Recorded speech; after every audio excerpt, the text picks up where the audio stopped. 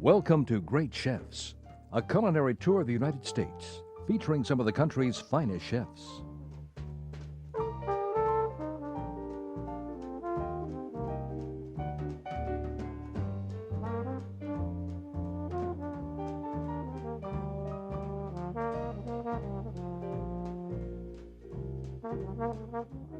George Germain grills the appetizer this time at the acclaimed Al Forno in Providence, Rhode Island.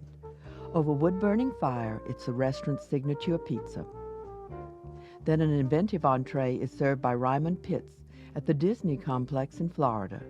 It utilizes a tuna loin and a force meat mixture in a tropical tuna Danish.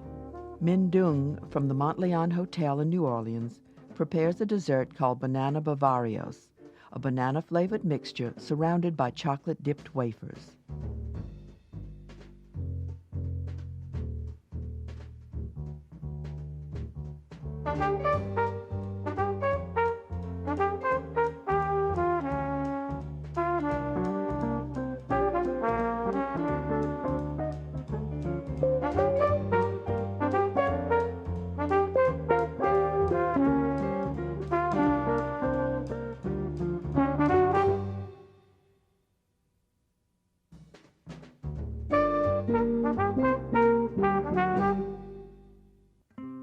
Al Forno, the tremendously popular Providence, Rhode Island restaurant, is linchpinned on trattoria-style food. One food writer described it as the best restaurant in the world for casual dining. George Germain and his wife Joanne Colleen designed the restaurant and the menu. Here is their famous grilled pizza. The execution of it is actually quite different than making a regular pizza. What we do is use a grill instead of an oven for making the pizza. The ingredients are actually quite simple. What I have here is some dough that's been soaked in olive oil for about 15 minutes. Some tomatoes. Today we're using canned tomatoes. And to make my life easier, I've taken two cheeses, Romano and a Bel Paese that I've mixed together just for the ease of execution. I have some chopped garlic here that I have soaking in oil, some fresh basil, and again some scallions and some fresh parsley that's been chopped. To actually roll out the dough, I've taken a pan and I have some oil that's been spread down on it. It's just the bottom side of a cookie sheet. It's quite simple. Just take the dough and you spread it out evenly. And you want to get the dough quite thin because you want to make this crispy. And just keep spreading it out. And if you find that you have trouble where it's coming back together on you, just let it rest for a few moments to let the gluten calm down. Then just go at it again till you're at this point. Now, getting it from the pan to the grill is probably going to seem like the most difficult thing to do, but it's actually not. It's like picking up a sheet, very simple, then moving it over to the grill, and then just laying it down like you would be putting on a, say, a blanket on a bed. And what I've got here in the grill is I got a piece of wood that's just been smoking. It's going to actually add a little bit more smoke flavor to the pizza. Fire working over is usually about anywhere between 800 and 900 degrees. So what I'm going to do now is actually top the pizza with all the ingredients. First thing we're going to do is put a layer of oil down. And the reason for that is it keeps the rest of the ingredients from soaking in. Remember, what's happening on this pizza is that you're building everything in reverse. You want to spread a little bit of cheese on, and you don't want to put a ton of ingredients on, because what you want to do is be able to taste all the different elements of the pizza. Here comes our tomato. Seems a little backwards because we generally put the tomato down first, but on this particular pizza, you put this down as one of the last elements. And again, don't use a lot of ingredients. Going to put some parsley on this, just a little. And I'm going to take some basil, just rip it on there. And I'm going to put some extra virgin olive oil on the top. Put a liberal amount on. And just slide this to the edge of the fire. What you want to do now is just keep turning it. As soon as this edge that's as close to the fire will stiffen up, what we'll do is we'll then turn that around. You can't put the pizza directly over the fire because the bottom edge will have a tendency to burn up on you. So you can actually starting to see it bubble and boil over here.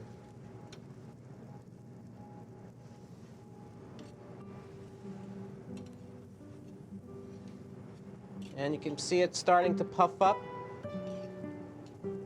The secret of the pizza is to do it as quickly as possible. The longer you leave it on the heat, what will happen is it'll dry out on you. A true pizza should be crunchy and chewy at the same time. And this is what's happening to this little guy right here. You can actually see it stiffening up on you. If you look real closely, you can actually see it boiling. It's actually working like a frying pan like now. Try to get all the edges. It's one of those things that's just not like the oven where you can just put it in and forget it for a few moments. You have to stay over it. You have to pay attention to what's happening. Try to get all the sides cooked. Make it bubble up there on you. Every once in a while, take a look at the bottom. You want a little bit of brown to it. You don't want it burnt to a crisp. Almost ready to take off. You see it's still flexible, it's still kind of flappy, but it's going to be stiff at the same time. It's very simple to take it off. You just move a plate to the edge of the grill and just slide it on. Last thing that we do is we sprinkle some shaved scallions on it again. There you go, a grilled pizza.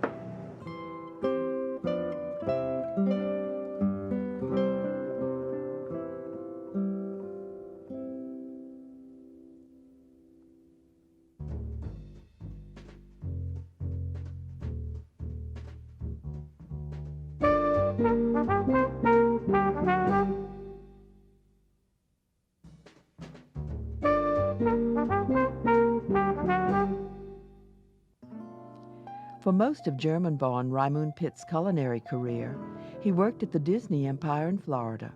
At taping time, he was executive chef at the Disney MGM studios at Lake Buena Vista, Florida. He has an armful of awards and shows why with this impressive dish called Tropical Tuna Danish. We start out by selecting a center-cut yellowfin tuna and then try to sear it down to about 2 inches in diameter. And try to also make sure that you maintain a nice round consistency so the eye of the tuna, once you bake it, really comes out not only uniform but also really in terms of cooking, because tuna traditionally is served medium rare. But you may make any alterations as you wish in the terms of your cooking requirements that you have. A force meat which will coat the tuna begins with chunks of grouper filet. Next we have our lobster, in this case Maine lobster.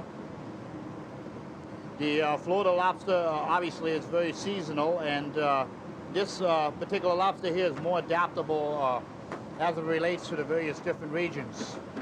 We did poach off the lobster just a little bit because the grouper does not take quite as long as the lobster does, so we don't want to go ahead and overcook that. Next, we have our egg whites. Add it to the force meat.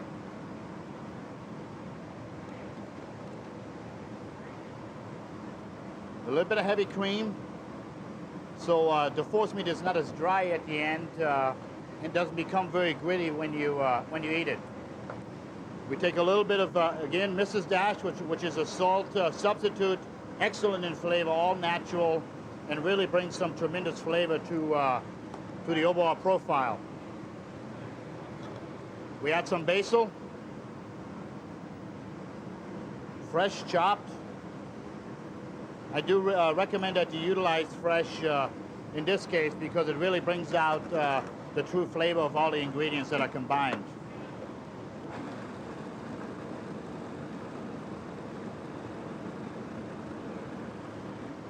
Make sure that you don't overwork it, because if you do that again, it tends to, we call it overworked, it tends to get real gritty and like little balls when you chew it. So you want to be very careful with that.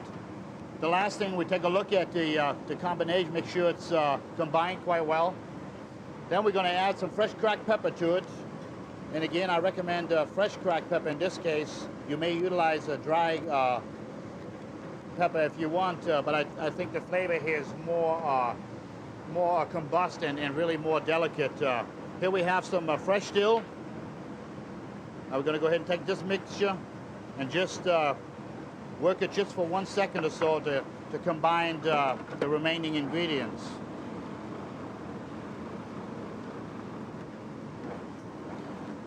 That looks about the right consistency here. So we go ahead and take this off, and the next step would be to roll it out.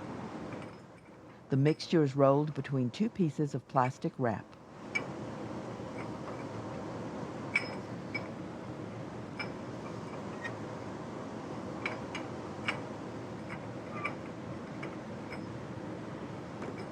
Fold over the sides.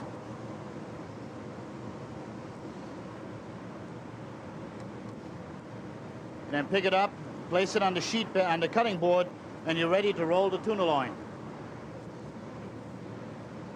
Pull it back, very easy.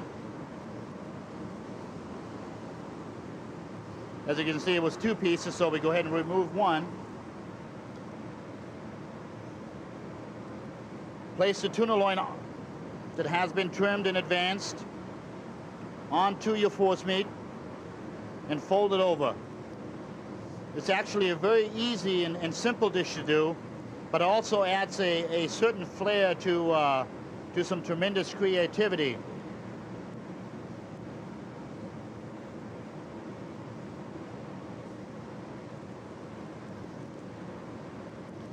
Roll it like that a few times to make sure it adheres to the loin.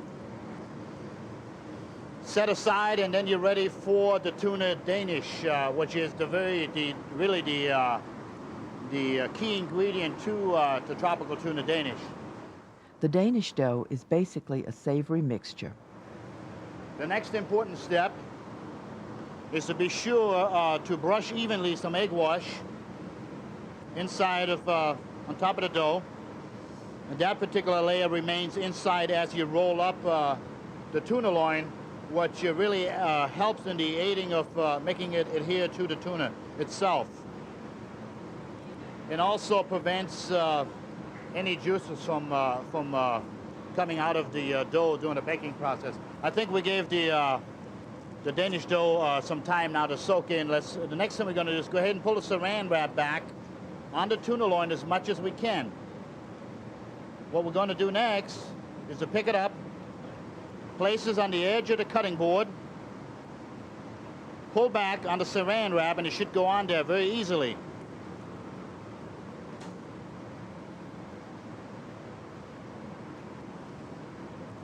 Next, again, make sure that the dough has been rolled up nice and square. If not, go ahead and cut off the excess just to maintain a nice, even, and perfect consistency. Let's do the same thing in the back. And also, we want to make sure that we don't cover the tuna loin with more than 1 layer. And the reason being is if you do cover it with more than 1 layer, it tends to overcook the tuna and therefore really reducing the quality of the product.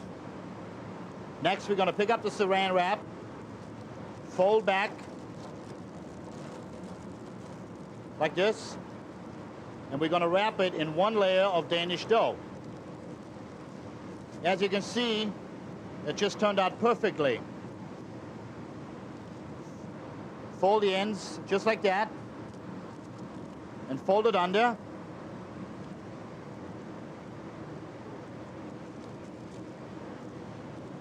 And then we're going to place it on a on a half sheet pan that has been sprayed with some Vaseline, or even go ahead and put some parchment paper on. Next thing we're going to do is just before we put it in the oven, we're going to go ahead and glaze the entire Danish dough with some egg wash to give it a tremendous sheen or gloss, if you will, and also for some additional flavor, because it really provides great intensity in terms of the sweetness of the dough. We're going to go ahead and put some egg wash, again very lightly, because you don't want to overpower the flavor on it. Bake at 375 degrees for 15 minutes. Let the finished Danish rest 10 minutes before carving. It's served with a variety of julienne root vegetables, which were blanched and warmed through with butter. The sauce is reduced lobster stock with tomato and basil and thickened with cornstarch.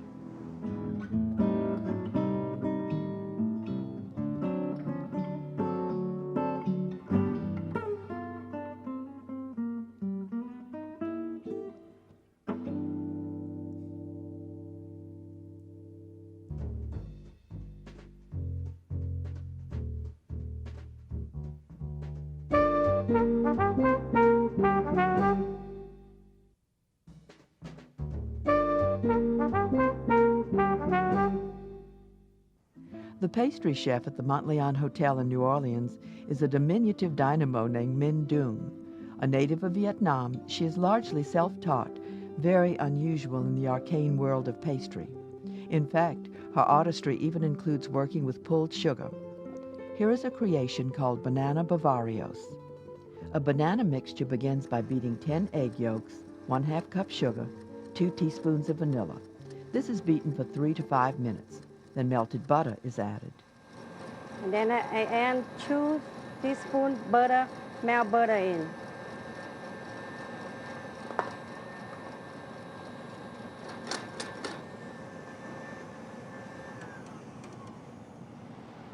That's the first step. Take it out.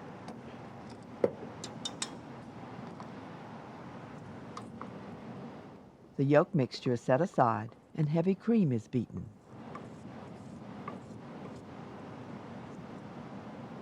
Second step.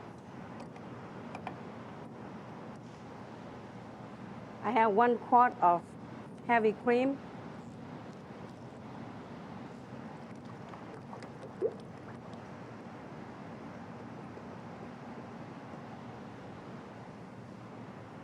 And a 1/2 cup of sugar.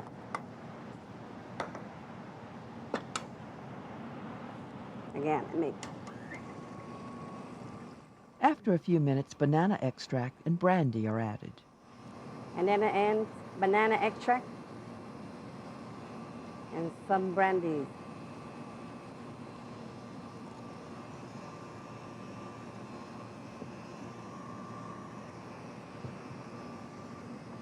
In the meantime, I have an egg, sliced gelatin,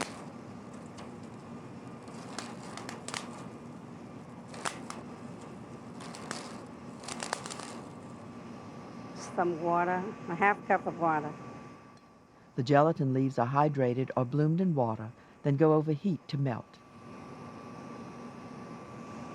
Put on the stove.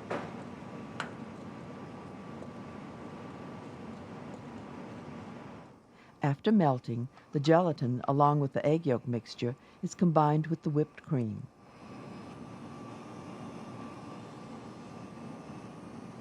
At about a few minutes, I turn it on high, and then I turn off. And then we'll add the first step in.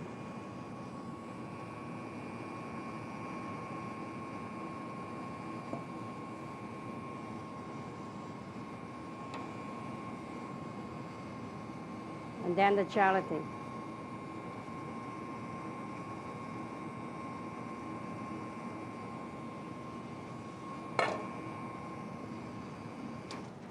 Put the plastic around the pan. This is the pan the cake will be frozen in. Fan-shaped wafers are dipped in melted chocolate and will line the pan.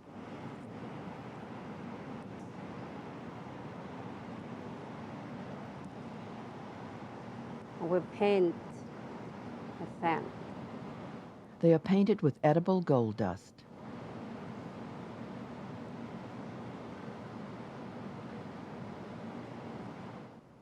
So are chocolate birds that will garnish. Yellow cake in the bottom. And I got the fan already all wrapped. The bottom layer of the dessert is a slice of sponge cake.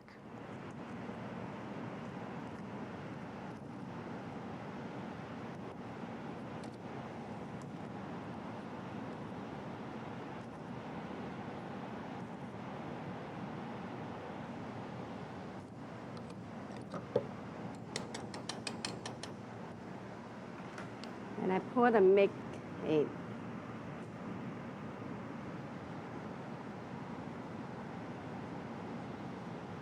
That's it. And I chill about 5 hours in the freezer.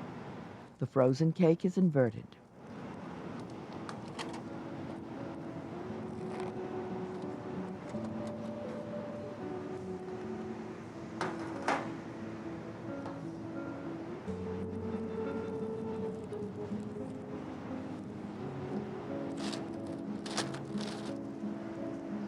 And then I use the whipping cream to make a design.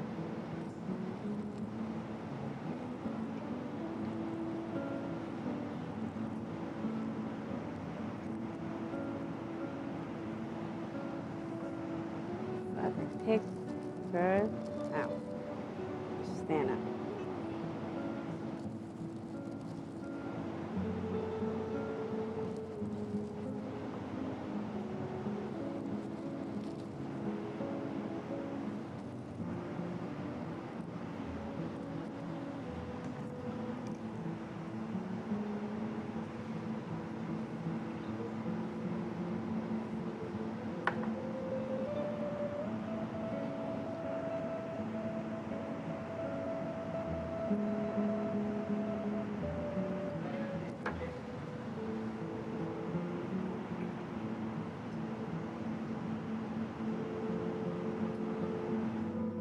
Mango sauce finishes the plate.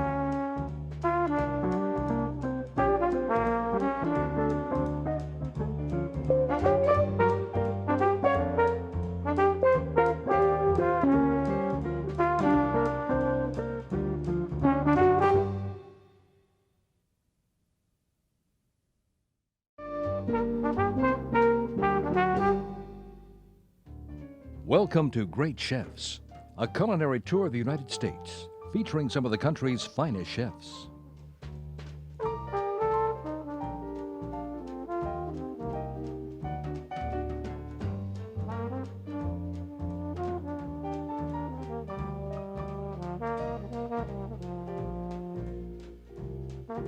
Pascal Uden cooks an appetizer from Miami.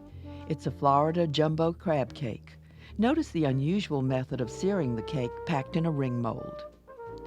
The entree by Gabriel Vitti at his namesake Chicago restaurant is a classic rendition of the papillote style using Chilean sea bass wrapped in parchment.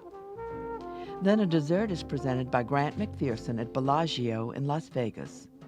It's a chilled sago soup, like tapioca, served with vanilla ice cream and baby bananas.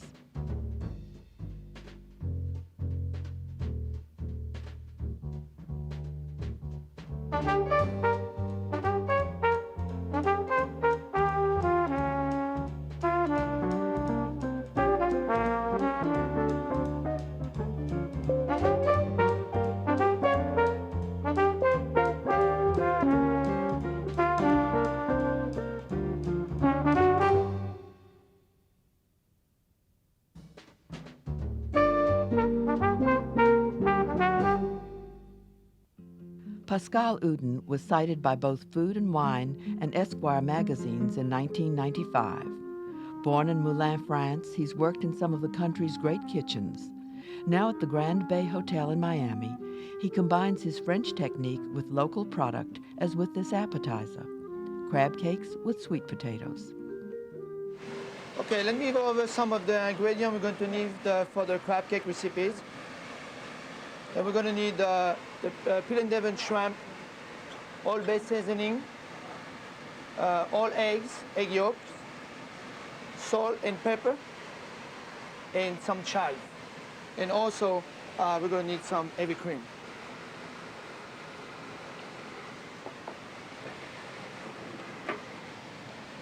So we're going to need a rubber cook for this dish. Adding the shrimp, peel and Devon shrimp. Very important to put the seasonings at the beginning. Kosher salt, white pepper, and Old Bay. Old Bay is a commercial product.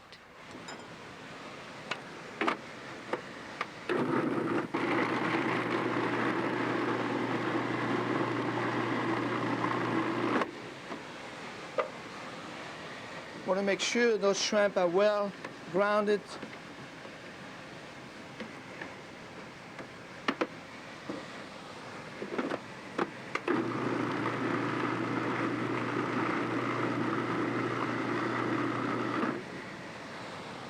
Next step, we will add the all eggs and egg yolk.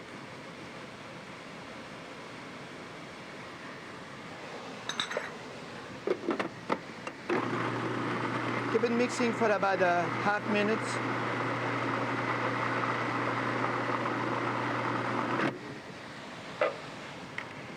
You want to make sure it's well incorporated. That's what's going to give you some texture to your mix.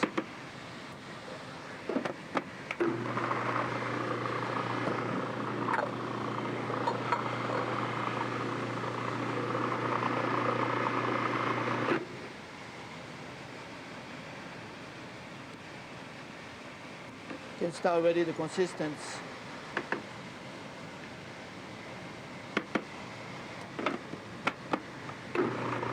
Then you're adding your cream.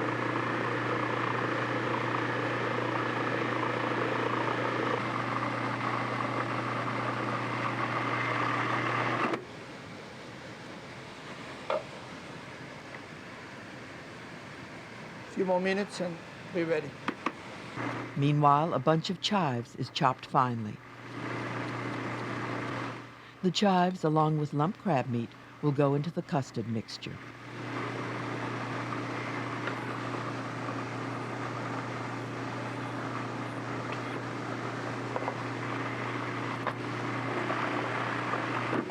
Okay?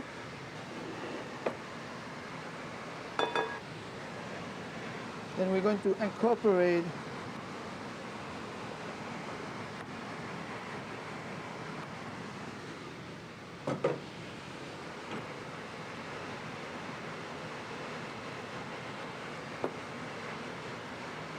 well mix the mixture with the crab meat and the shrimp base together.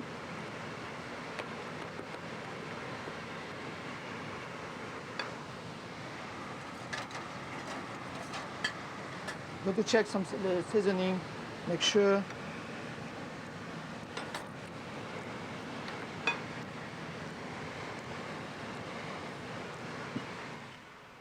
Salt and pepper is added and the bowl is set over an ice bath. A lime and coconut vinaigrette begins with chopped shallots. Coarse black pepper. Then a reduction of orange and passion fruit juice. We're going to use about half of the reduction to start with. The concept is the same of a traditional vinaigrette, but we use some of the reduced passion fruit for consistency. And also here we're adding a little bit of the coconut.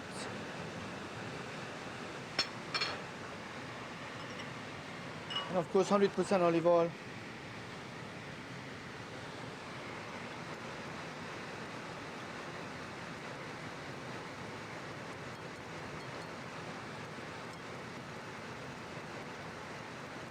adding the olive oil slowly, and you can see already the emulsion of the olive oil is adding to the dressing. Then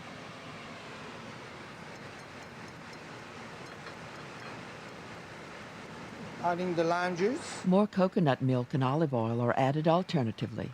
Then salt and crushed red peppercorns finish the dressing. Now the crab cake goes into a ring mold in a preheated pan with olive oil. And you want to put your mixture inside the ring, press it down with a spoon, and you want to fill it up all the way to the edge of the ring. We'll reduce the heat a little bit. Put it in my face. And you want to really press it down.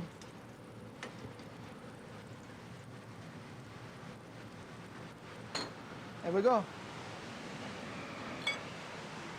And of course, we're going to put we left in a flat top for a few minutes to give some colors, and we're going to put it in the oven for between 5 and 7 minutes. At 350 degrees. Mixed greens are tossed with the lime coconut vinaigrette to begin presentation. And right there in the center of the plate is going to be the base of the dish. You want some height, of course. Gently, we're going to add it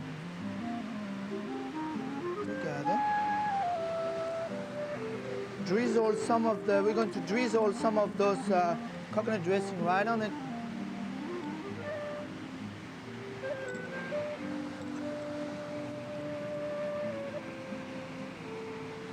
And the crisp sweet potato.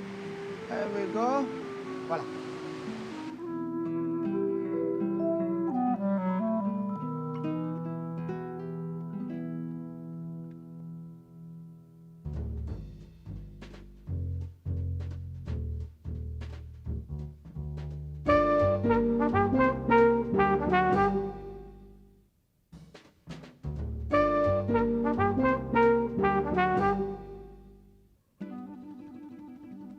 Gabriel Vidi's elegant restaurant in Highwood, north of Chicago, reflects his classical background.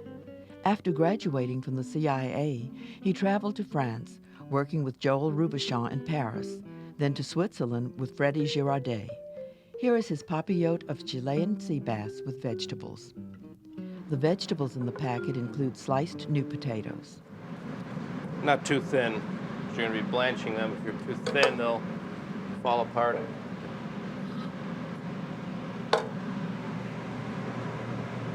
Add a little bit of salted water.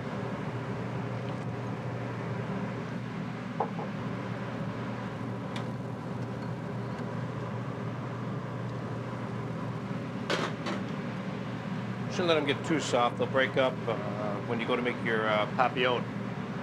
But you should cook them at least halfway through.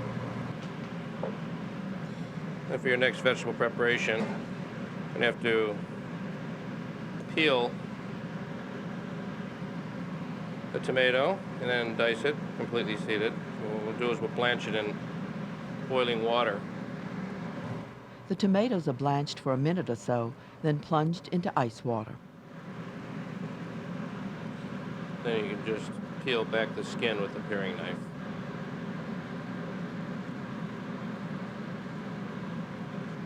The tomatoes are quartered and all the flesh removed.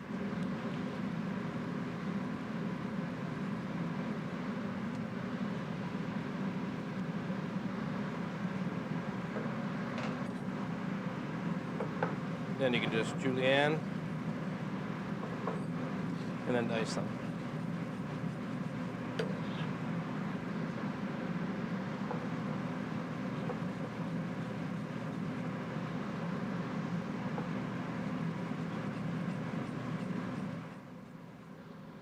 A fresh artichoke is trimmed. The tough outer leaves are discarded, the top half is cut off, more leaves are cut away. The stem is peeled and the tough fibrous material is removed. You trim down a little bit of the stem, the outside. Usually there's a lot of fiber in it. Doesn't cook as well as the rest of the artichoke.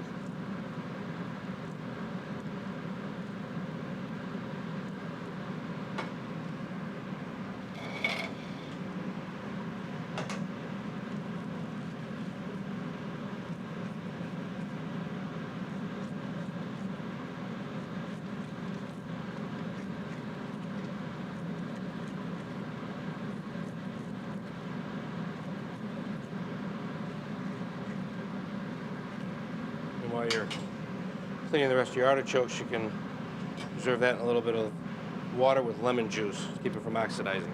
The artichokes are cooked with chopped garlic and crushed coriander and fennel seeds. Let your pan get up very hot. What you're going to want to do is you're going to want to be able to roast the garlic. You want to be able to get a lot of color on it so it adds a lot of flavor.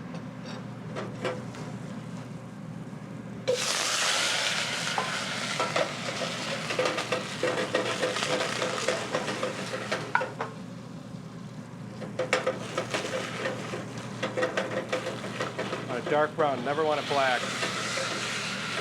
Add in a little bit of white wine. Very generous amount.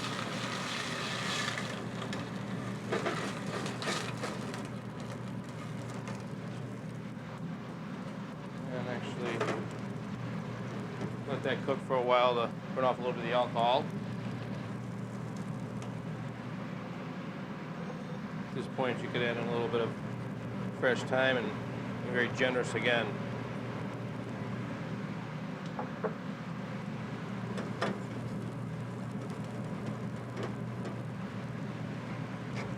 Season with salt and pepper, then add olive oil.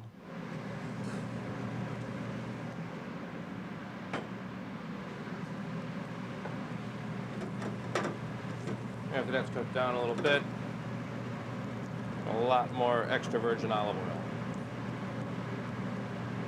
Cover and cook at least 20 minutes.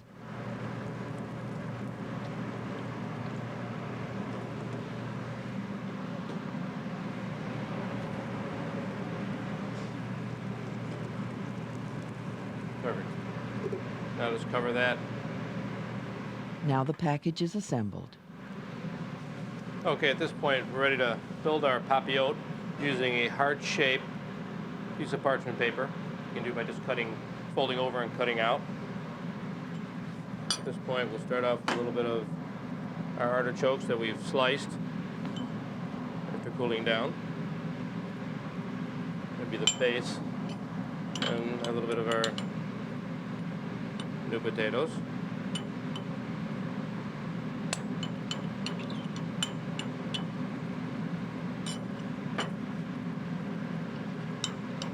A little bit of tomato. And some roasted red pepper that we've grilled off in advance and peeled.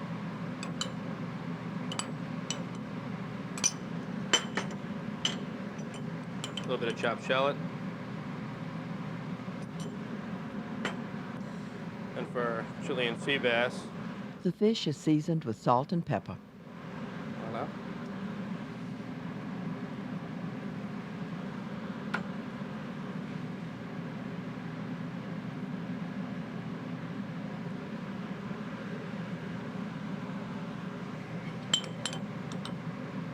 And a little bit of our mixed herbs. A little bit of extra virgin olive oil.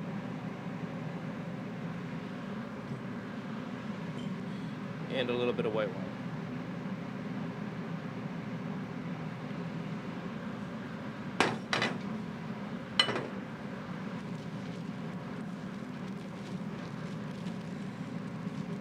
Fold over the parchment paper.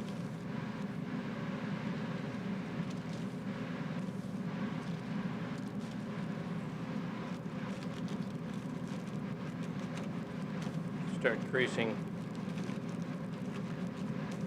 all the way around.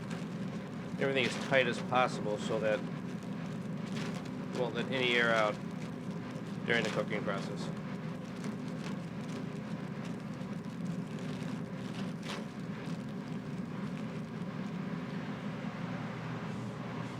Voila.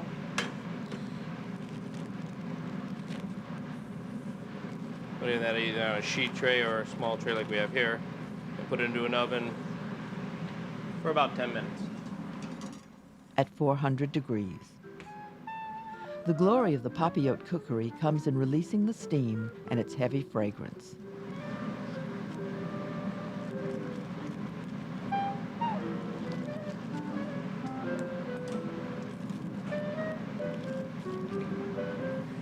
simple vinaigrette finishes the dish.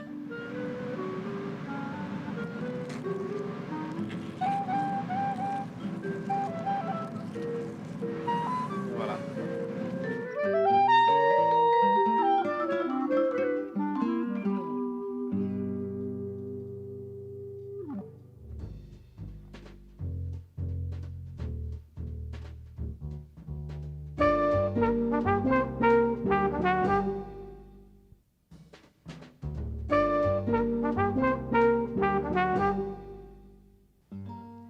The executive chef at Bellagio in Las Vegas is Grant McPherson.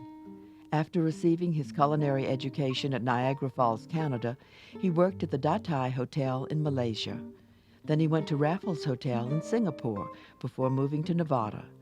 His dessert is chilled sago soup and fried bananas. Today we're going to do a little cold, or I should say a chilled tapioca soup with pandan, vanilla ice cream, and banana fritters. So I'm going to start with the tempura batter. I have the recipe, I think it's in front of you. I put regular flour, which is all-purpose flour, a little bit of corn flour, a little bit of baking soda. Traditionally, everybody seems to think you need ice. This particular recipe is from a Chinese gentleman I work with. You don't need any ice.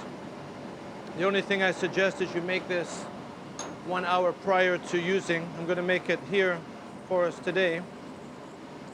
Whisk all the 5 ingredients vigorously till everything's incorporated in. There will not be any lumps. The last 2 ingredients were vegetable oil and water.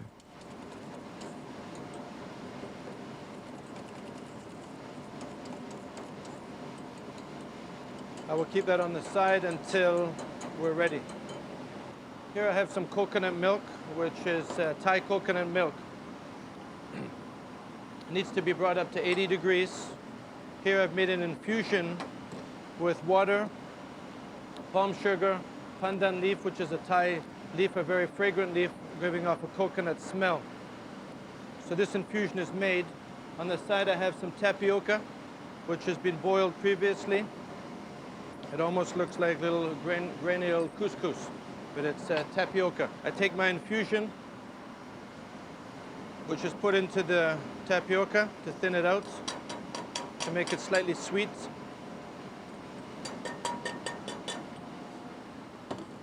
Probably can't smell that, but that's how it is. So that goes in the syrup.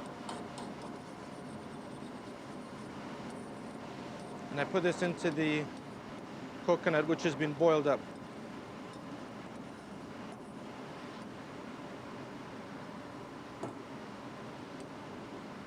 And this should be refrigerated for at least 2 hours previous to serving. Keep that on the side. Now I take the small fingerling bananas.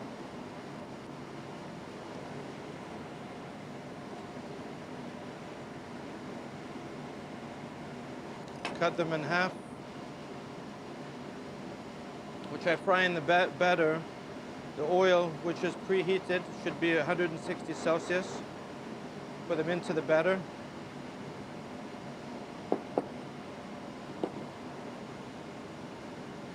If the batter seems a little bit thick, you can always thin it out with a little bit of liquid, a little bit of water.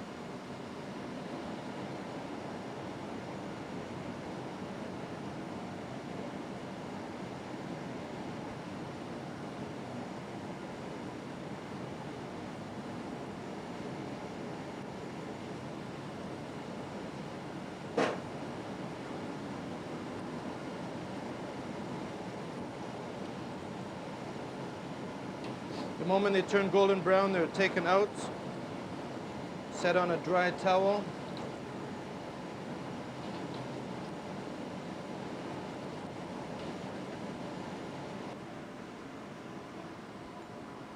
I sprinkle the banana fritters with a little icing sugar, which are still nice and warm. I put them on the side of the soup. Put it to the side, which looks slightly liquid. Into the plate. And what I'm going to do, because it's chilled and you have something warm I have little crispy bananas on the side, and I'm going to put a little drop of vanilla ice cream in the center.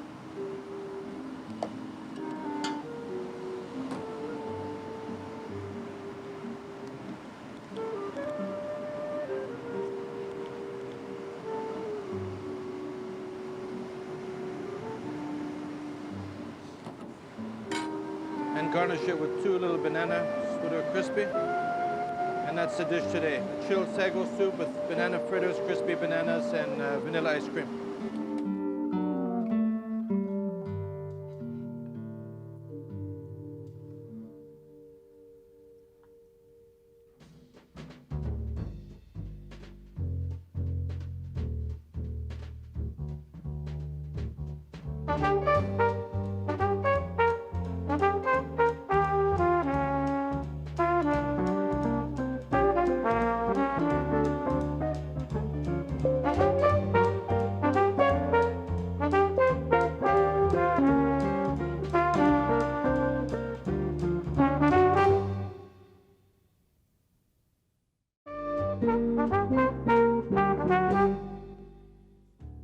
Welcome to Great Chefs, a culinary tour of the United States, featuring some of the country's finest chefs.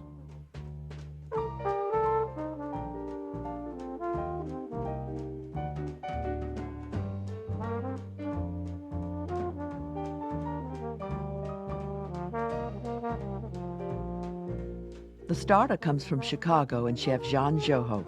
He presents shirred eggs with an unusual presentation, scrambled and served with caviar in the shell.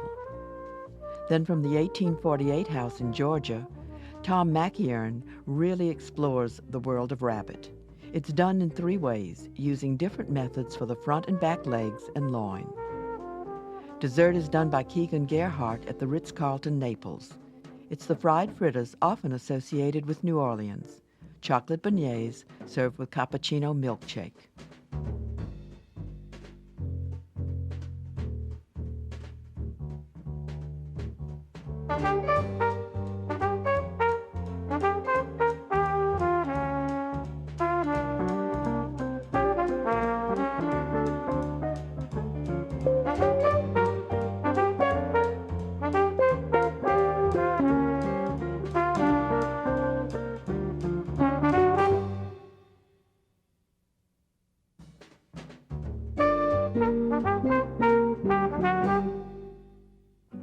The elegant Everest sits high atop the Midwest Stock Exchange in Chicago.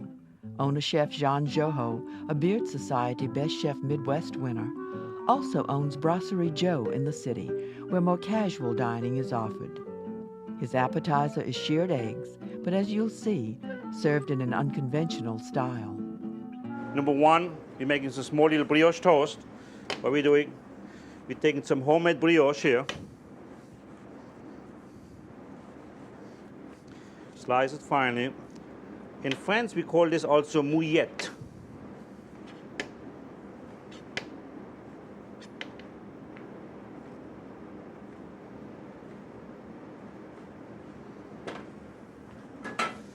What we do, we just toast this very lightly.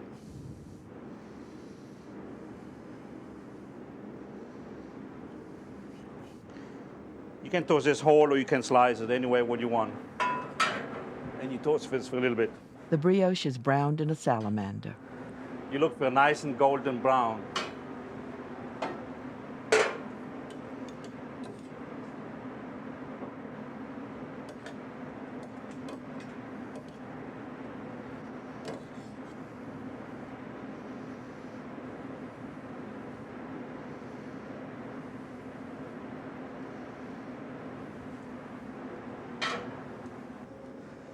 Step number 2, we make a cream with some Marde-Gewürz. Marde-Gewürz is a brandy from Alsace. It's made from grapes. It's exactly almost the same as you have grappa, but it's made in Alsace.